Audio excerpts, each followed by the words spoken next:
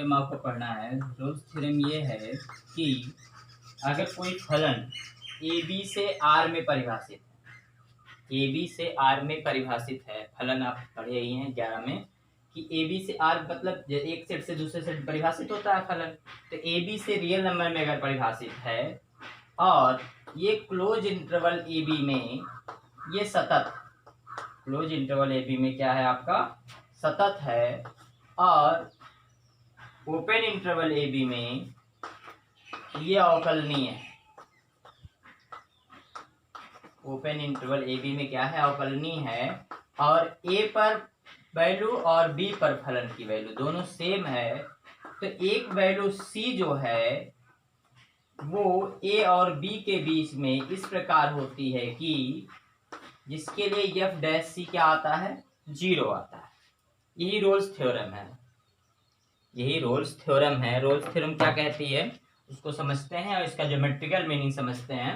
Rolle's theorem क्या है, देखिए क्या कहा गया है कि पहली बात जो फलन होना चाहिए, जैसे आपको देगा कि एक फलन एफ एक्स बराबर है x² + 2, ठीक, और अंतराल 3, 5 में रोल्स थ्योरम आप सत्यापित कीजिए।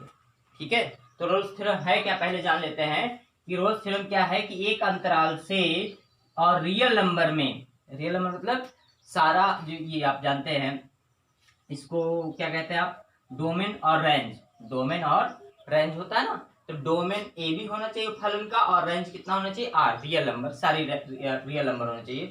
इस अंतराल ए बी में ये फलन जो आएगा ये इस अंतराल में सतत होना चाहिए।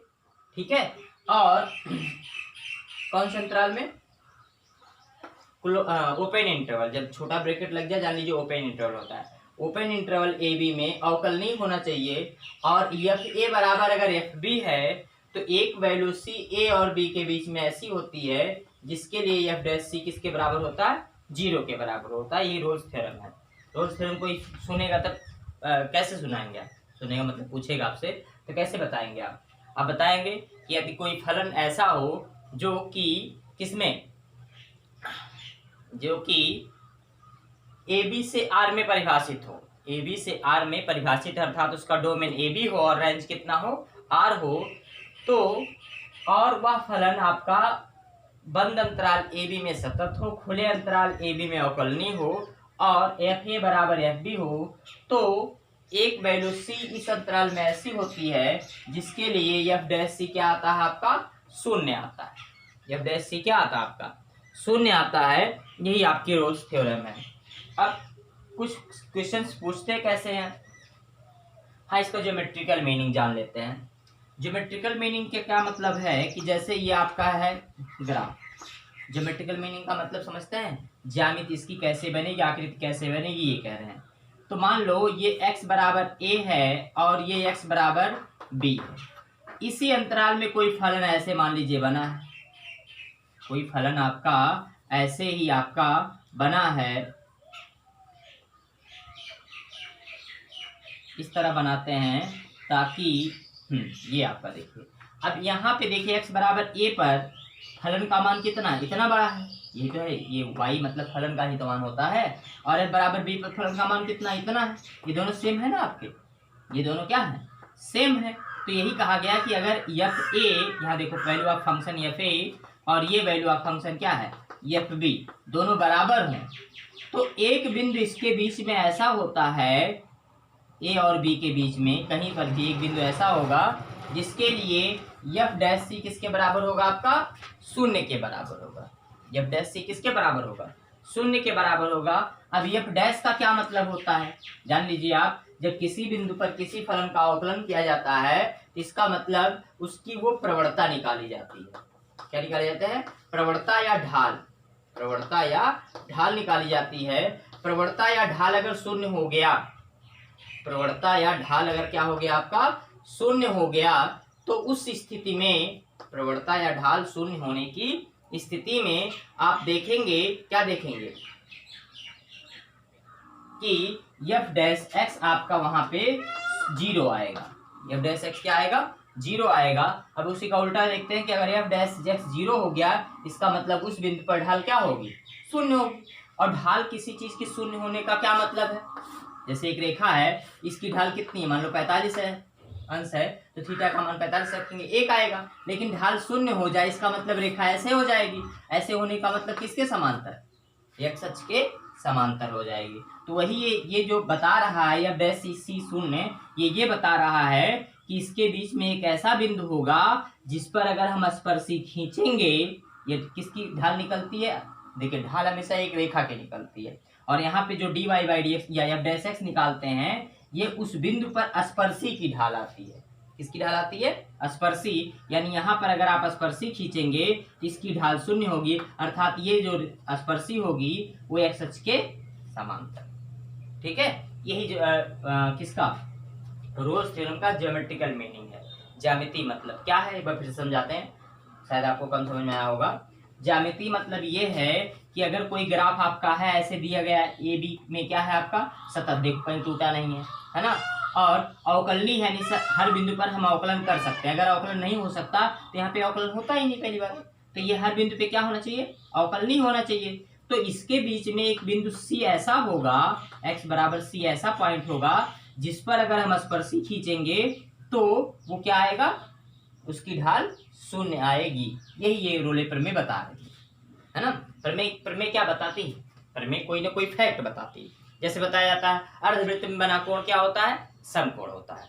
अर्धवृत्त में बना कोण समकोण होता है। तब आप उसको खींचते हैं, ऐसे एक रेखा बनाते हैं, ये अर्धवृत्त बनाते हैं, आप कहेंगे कि ये जो यहाँ पे जो कोण बनेगा वो कितने अंश का होगा, 90 अंश का होगा। तो यही जो कह रहा है कि एफ डैश सी 0 होगा, इसका मतलब सी बिंदु पर स्पर्शी खींची जाएगी तो किसके बराबर आएगी, शून्य के बराबर आएगी। समझ में आई बात, समझ गए ना।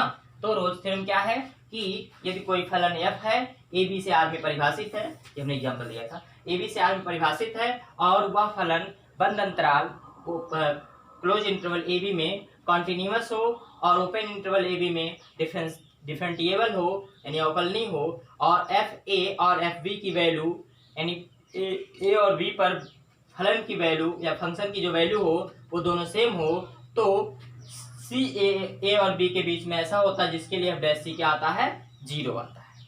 ठीक है, तो इसमें जब भी हमको रोले प्रमेय आपको सत्यापित करनी रहेगी तो क्या करेंगे देख लेते हैं।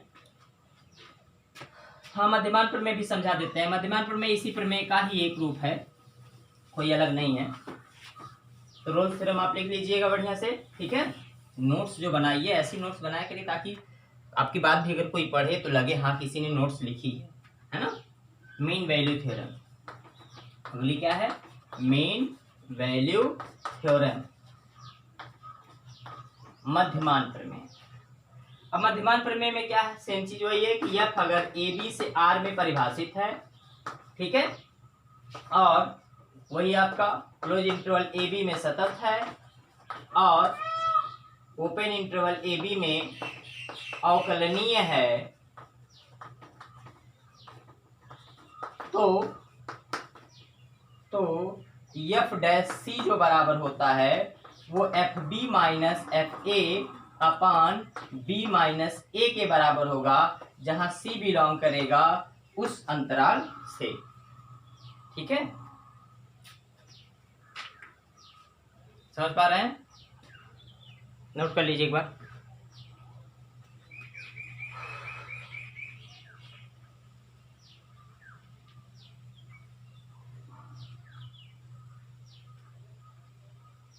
इसका ज्योमेट्रिकल मीनिंग भी समझ लेते हैं।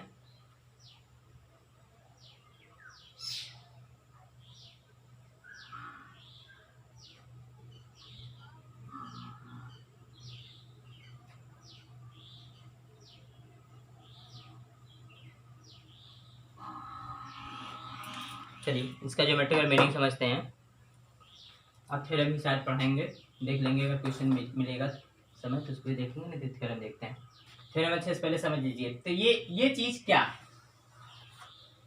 अगर इस चीज को हम पूछें आपसे, तो अगर यहां से पूछे एफ डैश सी क्या है तो आप सीधे सीधे कहेंगे सी पर अवकलन, फलन का बिंदु सी पर क्या है, ये अवकलज है, और अवकलज क्या प्रदर्शित करता है, उस बिंदु पर स्पर्शी की ढाल प्रदर्शित करता है। तो एफ डैश सी जान लीजिए सी बिंदु पर स्पर्शी की ढाल प्रदर्शित कर रहा है, लेकिन ये इसके बराबर है, अब अगर देखें तो ये भी ढाल का ही रूप है। आप पढ़े थे कक्षा 10 में कि ढाल का फार्मूला होता है y2 माइनस y1 बटे x2 माइनस x1, ये तो होता है। तो अगर हम ग्राफ मान लो खींच लेते हैं ऐसे ही वैसे ही, ठीक, ये x बराबर a है और ये x बराबर b है। इस अंतराल में ये फलन आपका परिभाषित है और सतत है और अवकलनीय है, ठीक। अब यहाँ पे x बराबर a पर अगर हम वैल्यू रखे, देखें इस बिंदु का निर्देशांक क्या होगा, जितना ये दूरी होगी जितनी ये दूरी होगी, वही तो निर्देशांक लिखा जाता है कि ये दूरी a है, तो a कामा ये दूरी कितनी है, ये दूरी कितनी बराबर है, ये f के बराबर नहीं है। कैसे f के बराबर है, क्योंकि ये y की जो वैल्यू मिलती, y मतलब फलन की वैल्यू, ये आपका है y equal to F X, ये तो दिया है, y इक्वल टू क्या दिया है, एफ एक्स दिया है। तो अगर हम आपसे पूछें कि a अगर x का मान a रखा जाए तो y का मान कितना आएगा, एफ ए तो ही आएगा, यानी y ये वैल्यू कितनी मिलेगी, y मिलेगी, सॉरी एफ ए मिलेगी। ऐसे ही यहाँ पे अगर पूछे तो इसका निर्देशांक क्या होगा, b कामा एफ बी हो गया, ठीक। अब अगर हम ये देखें इसका नाम a रख दे, इसका नाम b, अगर हम ये पूछे ये क्या है, F B minus F A बटे, अब अगर देखा जाए अगर ये ये x1 ये y1 है और ये x2 और y2 है, तो अगर ये पूछे आप देखो y2 माइनस y1, यहाँ देखिए y2 माइनस y1 बटे x2 माइनस x1, ये तो किया गया है, समझ पा रहे हैं नहीं। ये आपका क्या है y2 माइनस y1 बटे x2 माइनस x1, यानी AB को मिलाने वाली रेखा की ढाल है ये AB को मिलाने वाली रेखा की क्या है, ढाल है, ठीक। लेकिन एफ डैश सी क्या है, बिंदु C पर मान लो यहाँ पे x बराबर c है, यहाँ पे x बराबर क्या है c है, यहाँ पे जो स्पर्शी खींची जाएगी उसकी ढाल है, ठीक। अर्थात ये और ये दोनों रेखाएं क्या होंगी, आपस में समांतर होंगी। मध्यमान प्रमेय यही कहती है, ठीक है। मध्यमान प्रमेय यही कहती है कि अगर हम किसी वक्र के दो बिंदुओं को मिला दें, ठीक है, उसकी जो ढाल आएगी या वो जो रेखा होगी वो इन अंतरालों के बीच स्थित किसी बिंदु पर खींची गई रेखा के क्या होगी, आपकी समांतर होगी। यही ये प्रमेय कहती है। तो फिर समझिए कि क्या कह रही है कि यदि किसी भी वक्र के दो बिंदुओं को मिलाने वाली रेखा जो होगी उस वक्र के, है ना, उस अंतराल में उस वक्र के किसी बिंदु पर खींची गई स्पर्शी की क्या होती है, समांतर होती है। यही ये कौन सी प्रमेय बता रही है, मध्यमान प्रमेय बता रही है। इन सारी प्रमेय को आप जब ज्योमेट्री में पढ़ते थे, मतलब 10 में पढ़ते थे, तो इसको हम क्या सिद्ध करते थे, प्रमेय सिद्ध करते थे, प्रमेय के अनुसार। यहाँ पे क्या है, ऐसे ही आपको जानना है, यहाँ बीजगणितीय नियम लग रहा है। तो ये आपकी मध्यमान प्रमेय, इसका ज्यामितीय मतलब समझ गए ना। एक बार फिर से समझ लीजिएगा अपने मन से, जो नहीं समझ आएगा हमको कमेंट करिएगा। तो ये तो हो गया आपका ज्यामितीय मतलब और मध्यमान प्रमेय हो गई। अब हम चलिए अप्लाई करते हैं कि कौन कौन से में मध्यमान प्रमेय लगेगी, कौन कौन से में रोले प्रमेय लगेगी और कौन कौन से में नहीं लगेगी। जैसे पहला क्वेश्चन लेते हैं 5.8 का, एक्सरसाइज 5.8, ठीक। अब देखिए इसमें क्या है, एक फलन दिया है एफ एक्स बराबर x square plus 2x minus 8। ये चेक करना है कि x बिलोंग कर रहा है -4, 2 के बीच में।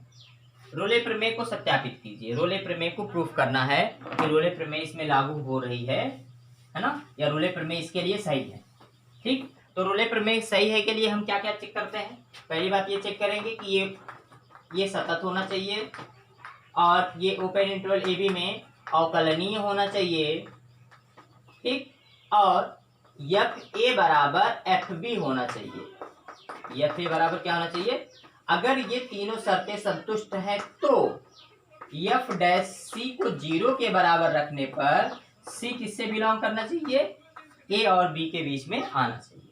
यही ये कह रहा है कि ए बी में सतत होना चाहिए, ए बी में अवकलनीय होना चाहिए। दोनों ए बी मतलब समझ रहे हैं आप, सतत ये क्लोज है, ये ओपन है, एफ बी बराबर एफ ए है और एफ डैश सी 0 के बराबर होगा और सी बिलोंग करेगा किससे, ए बी से। चलो चेक करते हैं ये कैसा फलन है आपका। ये क्या है, बहुपदी फलन है, तो यह अवकलनीय होगा ही और सतत भी होगा। तो आप लिख देंगे सीधे डायरेक्ट, है ना, चूंकि यह, अब देखें तो -4 और 2 के बीच में चेक भी कर सकते हैं, -4 और 2 के बीच में कोई भी वैल्यू ले लीजिए, उस पर आप निकालेंगे तो ये क्या आएगा, सतत आएगा। चूंकि यह बहुपदीय फलन है, बहुपदीय फलन है, इसलिए यह सतत व अवकलनीय है। क्या है ये, सतत और अवकलनीय है। ये दो शर्तें हमारी संतुष्ट हो गई। तीसरी शर्त देखते हैं, f-4 की वैल्यू कितनी आएगी, -4 का स्क्वायर प्लस 2 इंटू -4 -8। कैसे निकाला हमने केवल x की जगह वैल्यू रख दी -4। ये हो गया आपका 16 -8 -8 बराबर 0 के, है ना। और f2 की वैल्यू निकालते हैं, ये जाएगा 2 का स्क्वायर प्लस 2 गुणे 2 प्लस -8, तो ये जाएगा 4 प्लस 4 -8, 4 4 8 0, दोनों बराबर आ गए ना। आप देखेंगे चूंकि f-4 इक्वल टू कितने के बराबर है, f2 के, दोनों वैल्यू बराबर हो गई। अब क्या शर्त बची आपकी, तीसरी बच रही है कि, मिटा दें, नोट कर लिए ना। पहली शर्त क्या थी, बहुपदीय था आपका, दूसरी शर्त क्या थी आपकी, अवकलनीय था आपका, और तीसरी शर्त क्या थी, जब भी बराबर f था। तीनों शर्त संतुष्ट हो गई। अब f' निकाल के हम 0 के बराबर करेंगे। अगर c इन दोनों के बीच में आ गया तो जान लीजिए रूल पेपर में सत्यापित होती, नहीं तो नहीं। चलिए मिटाते हैं इसको। तो अगला क्या आप करेंगे, ये हो गया, यहाँ तक हम पहुंच चुके हैं। अब इसको करते हैं f' मतलब पहले अवकलन करेंगे, f' निकालेंगे। अवकलन दुनिया जानती है, आप भी जानते हैं, x² का क्या होता है 2x का क्या हो जाएगा 2 हो जाएगा।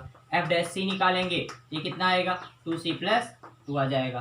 अब f' को हम 0 के बराबर करें, f' बराबर क्या होगा आपका 0, तो 2c प्लस 2 बराबर 0, तो 2c बराबर कितने के -2 के, तो c बराबर कितने के -1 के। क्या -1 इसके बीच में है, आप देखेंगे चूंकि c बराबर -1 बिलोंग करता है कितने से, -4, 2 से, अतः रोले प्रमेय सत्यापित होती है। अगर यही चीज इसके बीच में नहीं आता तो सत्यापित नहीं है। समझ गया ना क्या करना है। चलिए नोट कर लीजिए, स्क्रीनशॉट ले लीजिए। एक क्वेश्चन और देखेंगे हम लोग।